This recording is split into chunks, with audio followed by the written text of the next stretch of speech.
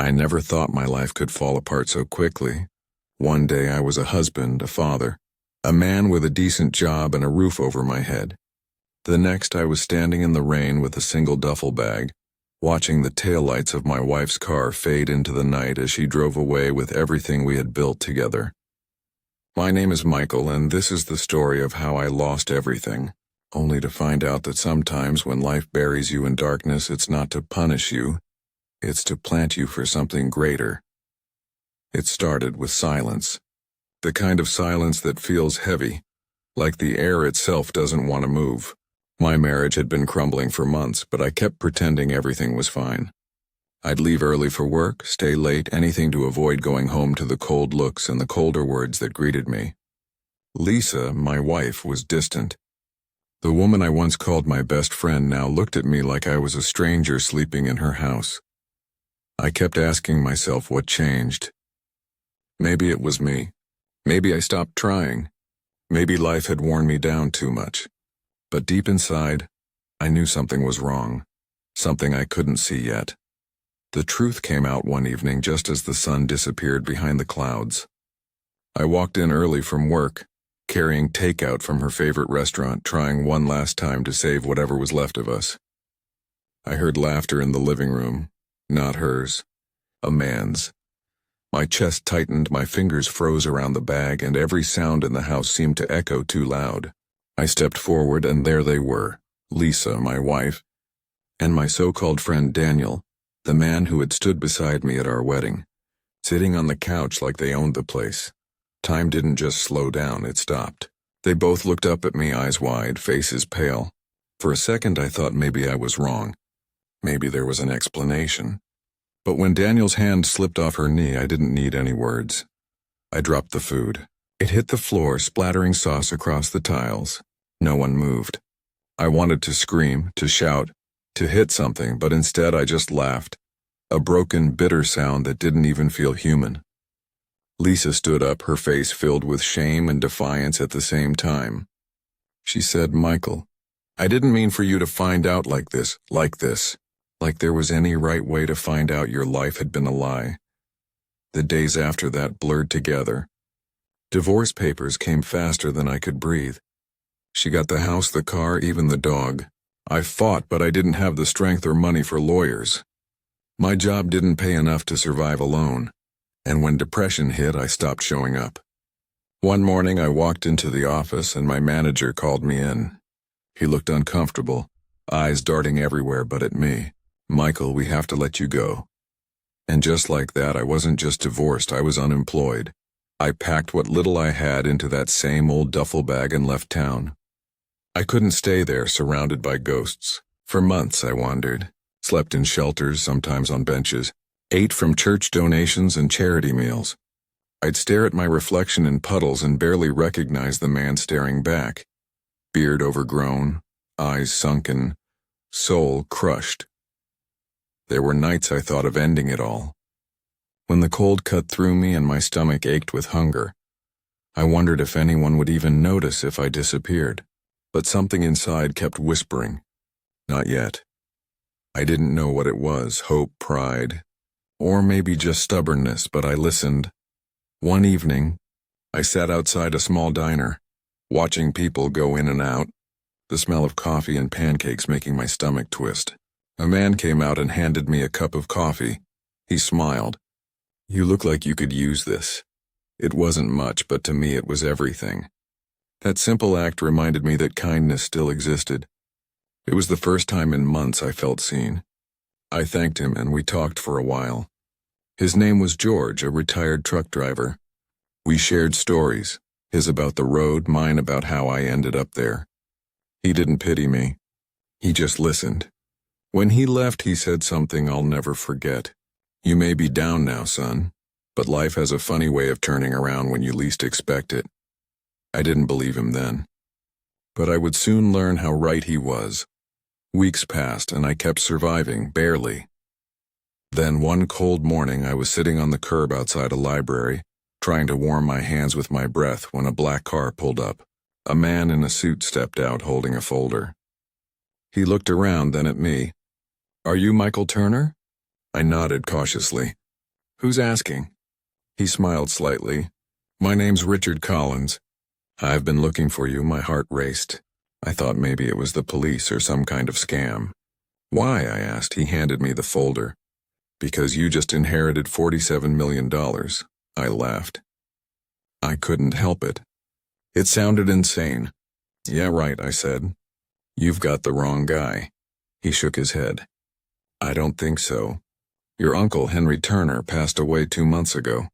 He named you his sole beneficiary. We've been trying to find you ever since, Uncle Henry. The name hit me like a wave. I hadn't seen him in years. He was my father's older brother, a quiet man who had moved across the country. We lost contact after my parents died.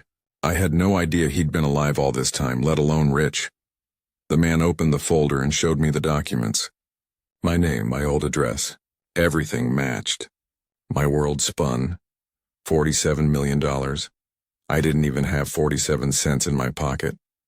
Richard took me to a hotel, bought me new clothes, helped me clean up. It felt surreal, like I was watching someone else's life unfold. Within a week, I sat in a law office signing papers that made me a multimillionaire. Me, the man who had slept under bridges. But as strange as it sounds, the money wasn't the part that broke me. What broke me was realizing how easily people change when they see your worth in dollars instead of heartbeats.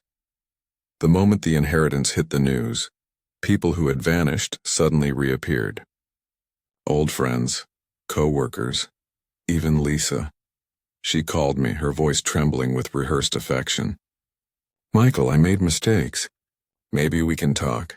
For a moment I wanted to scream at her. I wanted to remind her of the nights I went hungry, the days I begged for mercy. But then I remembered something my uncle had once told me when I was a kid. The best revenge isn't anger, Michael. It's becoming everything they said you couldn't. So, I forgave her. Not for her sake, for mine. I didn't take her back. I didn't need to, I told her calmly. Lisa, I wish you peace. But I've already found mine. That night, I sat alone on the balcony of my new apartment, looking out over the city lights, and I cried. Not because I was rich, but because I finally understood something I never had before. Losing everything isn't the end. Sometimes it's the only way to make space for what's truly meant for you. Money changed my circumstances, yes, but it didn't heal my soul. What healed me was gratitude. I started donating quietly to the shelters that once fed me. I funded programs for divorced men who lost their homes. I built small housing units for the homeless, people just like I was. Every brick I laid, every life I touched, reminded me that my pain had purpose. There's a kind of freedom in forgiveness. When you stop trying to get even and start trying to get better, you win in ways the world can't measure. I learned that heartbreak can be a teacher, betrayal can be a blessing, and rock bottom can be the foundation for everything beautiful that comes next.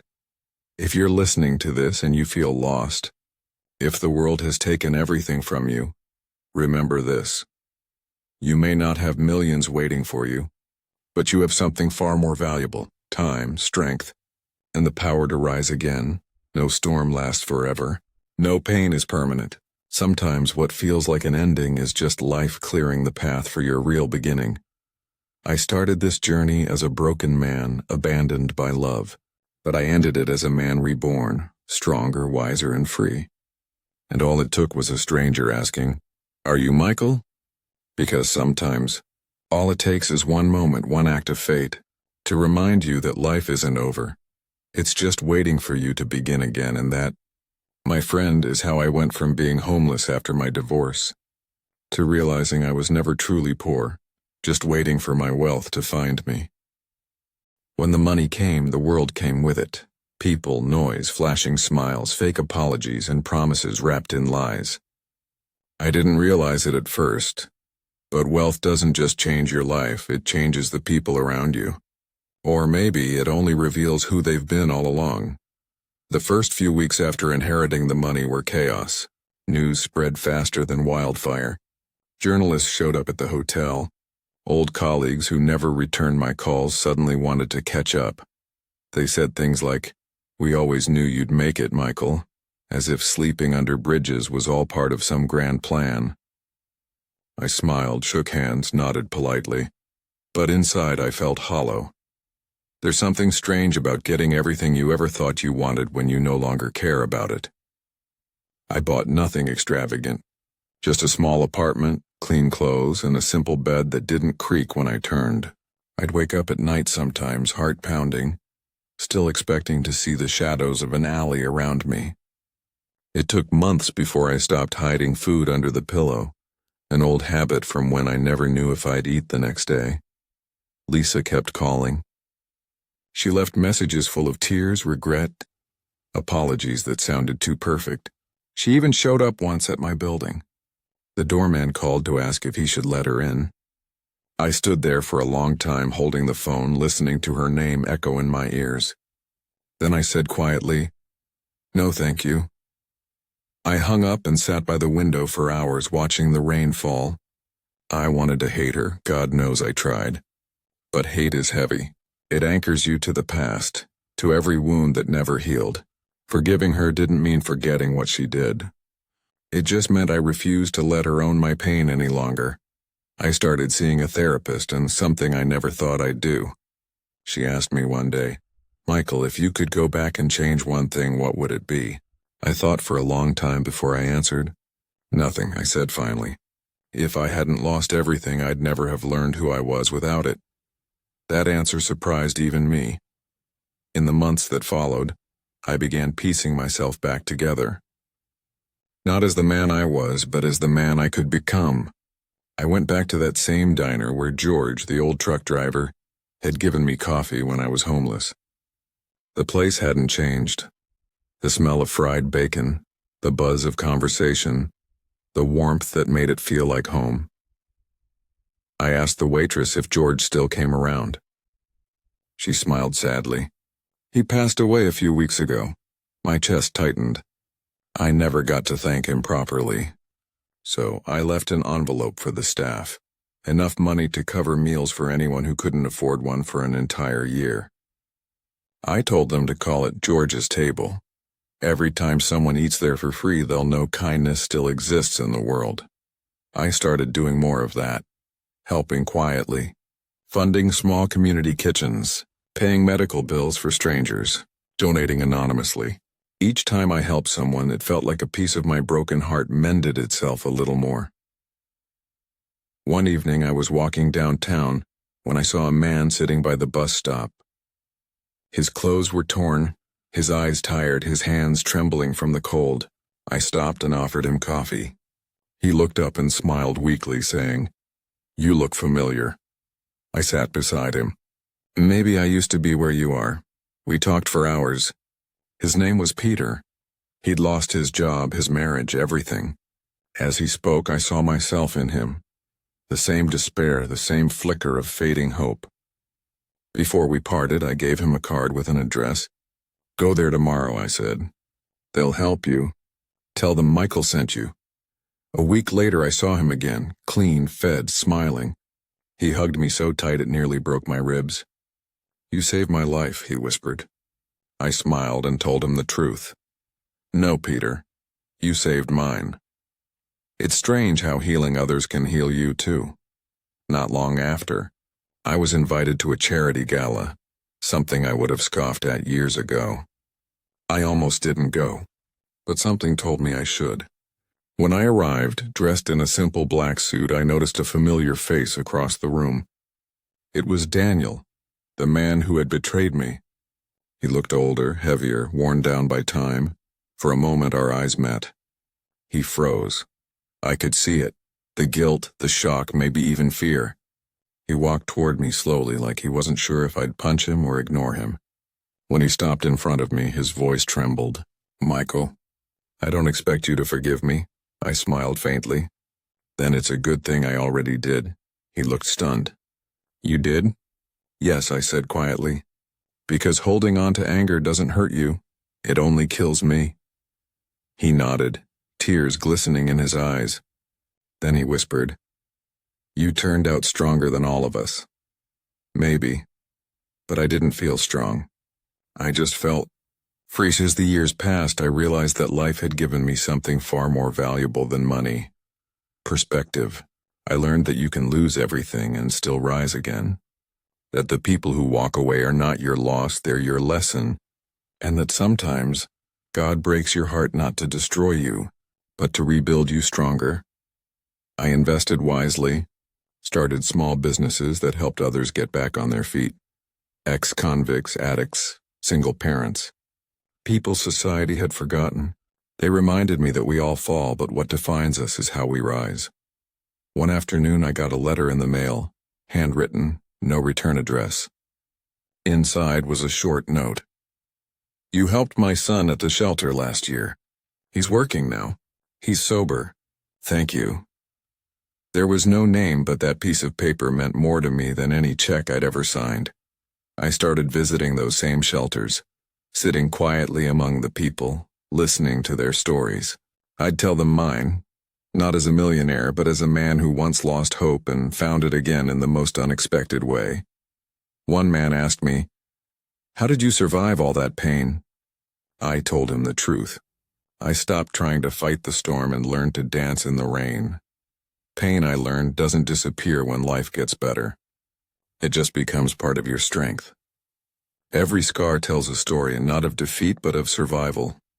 Years later, I stood by my uncle's grave for the first time. The air was still, the sky gray. I placed flowers on the stone and whispered, "Thank you for believing in me when I didn't even know you were watching." In that moment, I felt something lift, like the final piece of my past had found peace. On my way back to the car, I saw a young boy selling newspapers.